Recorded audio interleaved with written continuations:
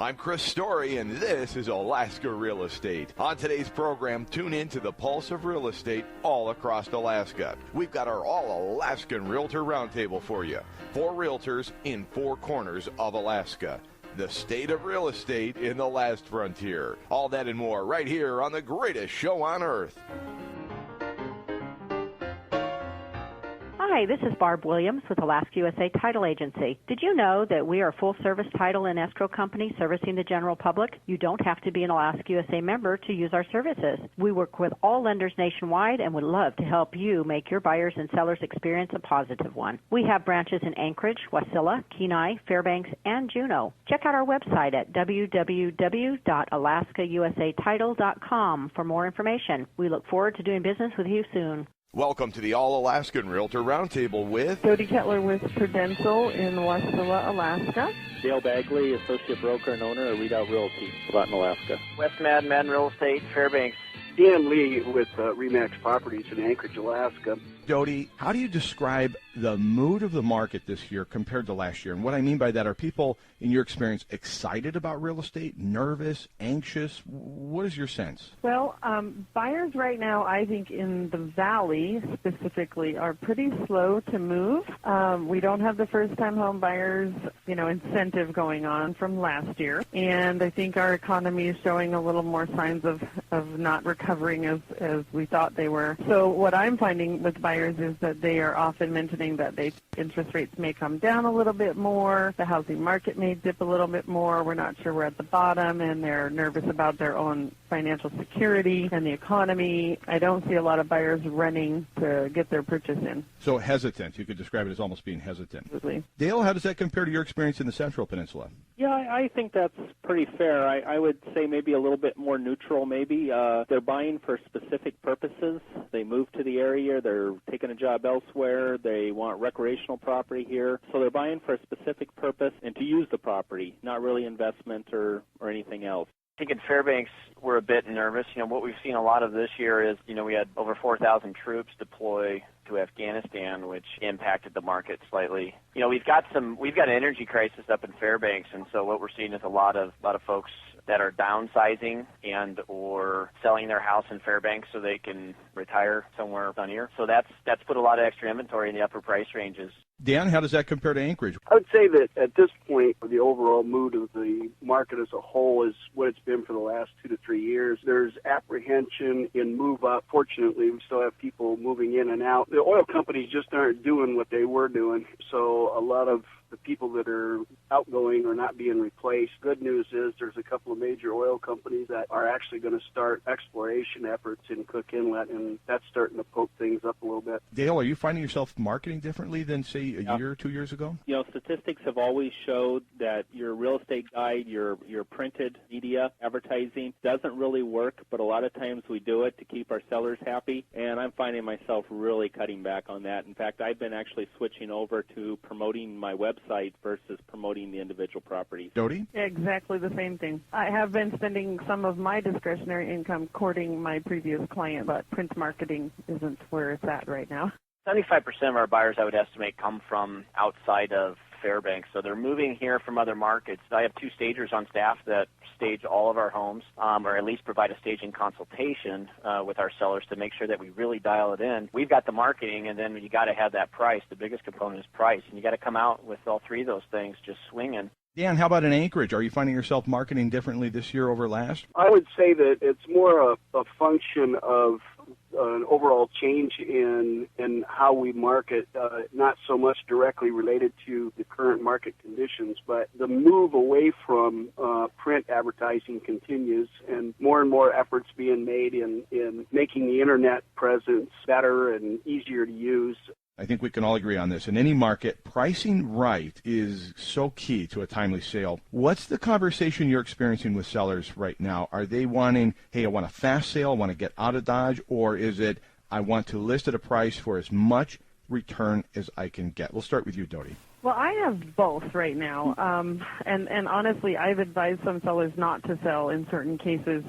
They don't have the equity, they don't have to sell, and we can't price it competitively enough. So We have some sellers in that situation.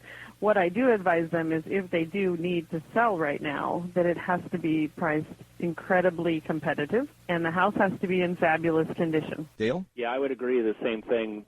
We're seeing both people that either are a little more motivated and they try to price the property accordingly, or they don't mind, they remember what it was worth 3 years ago and they want to try to grab that. What I hear the most is let's price it right. And in fact, I have some sellers that are not taking and I don't remember this ever happening in my career, but I've recently had a couple, and they're actually going under my recommendations. And I'm trying to be realistic with them. And I tell people, if we get 5 qualified showings and we don't get an offer, then we've got to talk about price.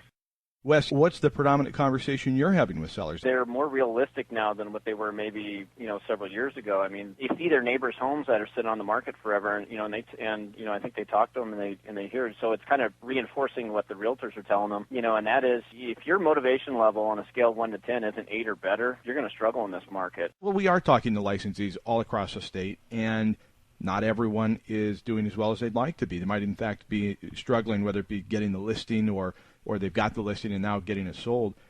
Dan, what advice do you offer to that agent that's struggling right now? They go back to basics, and I have used for years the terminology, start doing 5, 5, and 5, and that's make contact with 5 people 5 days a week and talk to them for 5 minutes and close out every conversation with, if you're thinking about buying or selling real estate, keep me in mind, or if you know someone that is. We got to dig deeper. You got to work on your own database, and if you don't have one, you need to create it. Dodie, what advice do you share? Be generous. Do courtesy showings.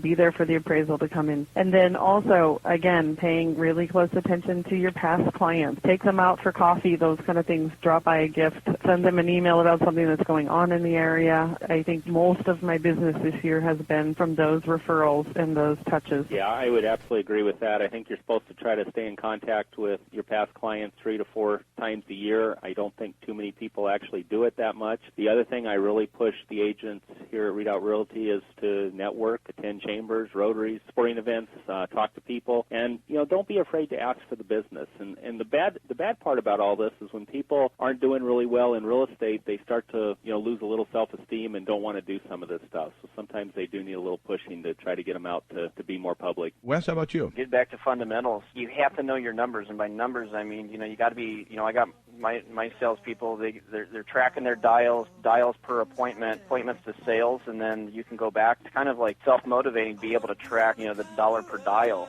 Really, we get down to that fine of tracking, so that it's like self-motivating to get back to prospecting, and especially now that over 90% of buyers start their search online. The internet consumer, they can get all the information online, so they're not going to open up to you right away. You've got to stay vigilant and have some sort of systematic process in following up these internet leads. Thanks to Dan, Dodie, Wes, and Dale. Hey, if you'd like to weigh in on this conversation, click on the Forum tab at the top of this page and share your thoughts, opinion, or advice.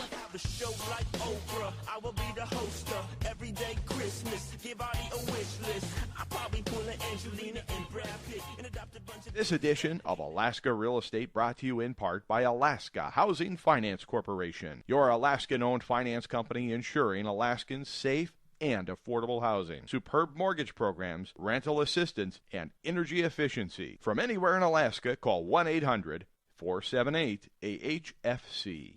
This is Rhonda Johnson from Alaska USA Mortgage Company, and I'd like to talk to you today about the FHA 203K Streamlined Home Improvement Loan. This FHA loan program is to make improvements to either your home that you currently own in the form of a refinance, or you can purchase a home that needs improvements. The improvements are allowed up to $35,000, and you can do things such as repair roofs or gutters, remodeling, painting interior and exterior, weatherization. You can repair decks and patios. You can finish off unfinished basements. One of the other popular items that we're seeing come through with this loan program is accessibility improvements for people with disabilities. So this has been a very good loan program to help people take care of those kinds of improvements. You can even replace wells, septics, doors, windows. You can do waterproofing. So there's a lot of different loan options that you can do with this loan program. Just wanted to bring that to your attention.